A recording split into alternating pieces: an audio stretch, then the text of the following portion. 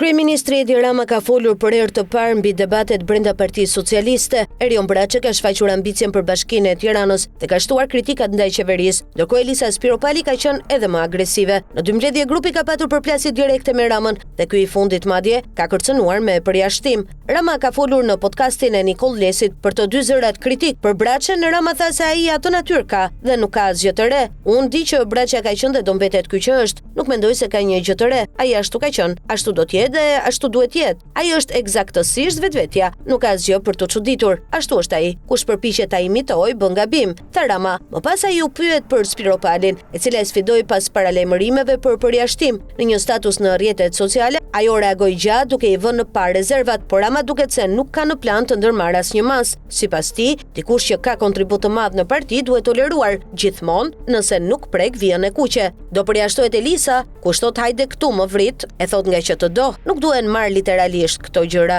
Janë krejt normale për sa kohë nuk prekin vijën e kuqe. Çdo njeri mund të gabojë. Kush ka dhënë kontribute mund të gabojë edhe herën e dytë. E treta pastaj e ndan, tha Rama. Deklaratat e Ramës duhen parë në dy aspekte. Ose kryeministri nuk i konsideron lëvizjet e Braçës dhe Spiropalit, ose kemi të bëjmë me një lojë me regji. Pamfleti hodhi pak kohë më parë tezën e fundit, pasi ka dyshime se i gjitha është lojë. Edi Rama mbetet politikani i vetëm në Shqipëri që vepron me një plan të qartë dhe të detajuar në kohë, duke mos i lënë zhvillimet në dorë të kaosit, edhe kur duket në fund të ciklit të tij politik. Përkundrazi, çdo hap duket i kalkuluar. Shembull është edhe mënyra si veproi me prishjet në Tiranë për të prerë çdo lidhje jashtë oborrit të tij, veçanërisht me grupin e Erion Veliajt. Në këtë mënyrë ai rrëzoi edhe imazhin e kryebashkiakut të Tiranës, i cili kishte fituar 3 mandate radhazi, duke e zbehur ndjeshëm figurën e Ramës. Nuk është as pak çudi që e gjithë kjo të jetë një plan i kalkuluar për të krijuar një rilindje demokratike brenda PS-s, ku figura të pakënaqura do të përplasen mes tyre, ndërsa në fund populli socialist do të kërkojë me ngulm vazhdimin e qëndrimit të liderit.